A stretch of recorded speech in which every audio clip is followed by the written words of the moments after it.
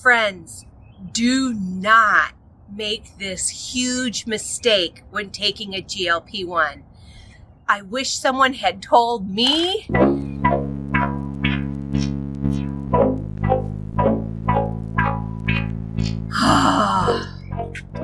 This huge mistake. I'd already been on Mounjaro for a year and a half and had never made it. I've never heard anybody say, don't do this mistake. Wow, I did, and it was so bad, you guys.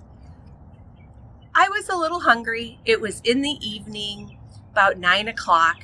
I had a low-calorie day, only had 1,100 calories, and I knew I had at least 100 calories that I could eat before I go to bed. And I had gotten a neighbor's package, Amazon package, to my house. So I walked it over to give it to her. Well, she invited me in and we sat down and chatted and we're really good friends. And she had these mints on her dining room table. And while we were chatting, she opened it up and ate one and said, would you like a mint? And I said, sure. And I ate it. It was so good. The flavor is orange cream pop. And it reminded me of taking orange flavored baby aspirin when I was a kid. And we didn't have candy in our house growing up other than Halloween time. So you ate aspirin for candy? No, but whenever we'd be sick and have a fever, it was like a treat that Mom would give us an orange flavored baby aspirin. It was like giving a piece of candy because you were sick. I loved it. Well, these taste a lot like that. They were so good.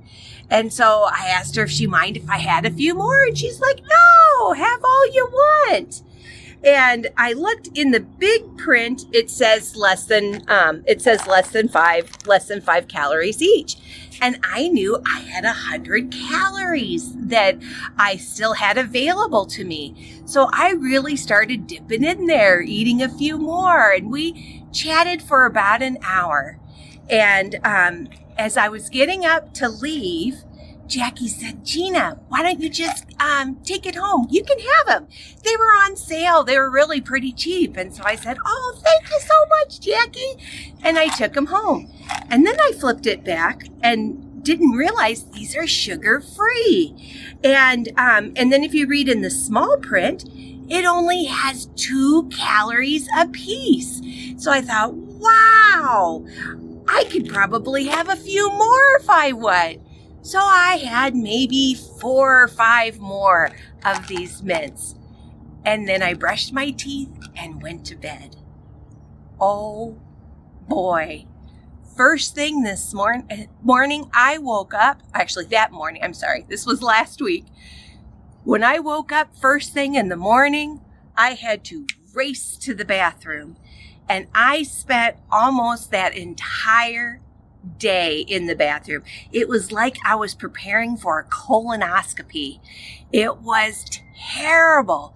And in 93 weeks of taking Mounjaro, it was the first time I ever had sulfur burps. And they were huge, loud, frequent, embarrassing. Yes. Jeff's like, oh my gosh, Gina, the neighbors, you're shaking the neighbors' houses. They're going to think there's an earthquake.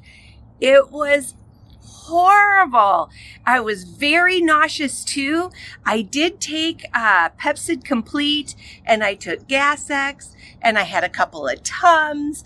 So I didn't throw up, but I think if I didn't have those kind of tummy medicines in the house, I probably would have. I was so nauseous. I could barely eat all day. And in the evening, I called my mom, who's a retired nurse practitioner, and I told her, I've never had such a horrible stomach ache before. And she said, well, what did you eat? And then I was trying to figure out what could I have eaten, because I've only had what I call a Mounjaro spanking 3 times in 93 weeks. And all 3 of those times were because I had, I don't normally drink alcohol, only on special occasions when I'm with family that I don't see very often. And if I have 2 drinks of alcohol in an evening, just 2, and not even side by side. They could be hours apart, and I eat food that's too rich, I'll wake up in the middle of the night and I'll have a Mounjaro spanking where things come out of both ends at the same time. It's not fun, but I've only done that 3 times. And so I know if I'm going out with friends and we're going to have a drink, I can only have one. I can't have a second one, only one. And I try not to eat too much food that's too incredibly rich. So that way I can avoid spankings. But I didn't have anything to give myself a spanking the day before. I had 0 alcohol. I didn't have anything that was heavy and fat.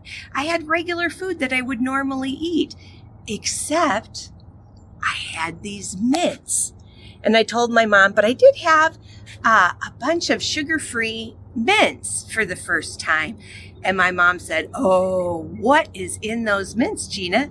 And the very first ingredient is sorbitol. So my mom looked up on the internet while chatting with me. Oh, she knew already. Oh, she knew. She's familiar with sorbitol. Oh, yeah. She's like, oh, that was not good, Gina. And she looked it up and she read me an article about how if you take in too much sorbitol, it can give you massive diarrhea and nausea. And she said, in the article, it said it's especially bad if you're taking a GLP-1 because you have delayed stomach emptying. And so it can ferment even longer in your stomach and intestines, and it takes it longer to work its way through. Oh my gosh, you guys, it was horrible. So for all of you that suffer from sulfur burps while taking a GLP-1, check what else you're eating. Are you eating protein bars that have sugar-free ingredients? Are you eating any sugar-free candies? Are you chewing too much sugar-free gum? Look at the sugar alcohols, because sorbitol isn't the only one that can do this to you. So a lot of those sugar alcohols, if you have too much of them, and too much for you might be having that second piece of gum. Maybe you normally just have one piece of sugar-free gum and you're fine. And then one day you have horrific sulfur burps, but you realize you've had 2 or 3 pieces of sugar-free gum. Check and see what you're eating that's sugar-free, because sugar alcohols can cause stomach upset. And I discovered for myself the sulfur burps. It took me 3 days. It was the 3rd day that everything finally exited my system and I finally could eat normal again, and I finally stopped belching like a sailor, or actually like a whole ship full of sailors at the same time. So that is my advice to you. And I looked on the internet, and I on YouTube in the search bar, I looked sorbitol intolerance and Mounjaro. There was nothing. Sorbitol intolerance and Zepbound. Nothing. I'm your sister from another mister, and now there's at least one video to warn you guys. This is not good. Now, there are other videos that just say sorbitol in, what word did I just say? That intolerance. That said sorbitol intolerance. It didn't talk about GLP-1s. So even if you're just a normal person, if you eat a container of these mints thinking, oh, there's 53 mints, only 2 calories a mint. Oh, that's, only a little over 100 calories. I can eat this whole container. Don't! Because it could happen to you too, even if you don't take a GLP-1, but especially if you take a GLP-1, you want to be very careful. I might have been okay if I would have just eaten 1 or 2, but I must, there's 13 left in this container. So I probably had between 20 and 25 of these mints myself. And that was too many. That was way too many. And they're small. Yeah, and they're very small. They're not this whole container. They look, they're just itty bitty. And only 2 calories and so tasty. Be careful. You've officially been warned from your sister from another mister. All right, everybody. hold on to your anchor moments and make it a great day. Bye-bye.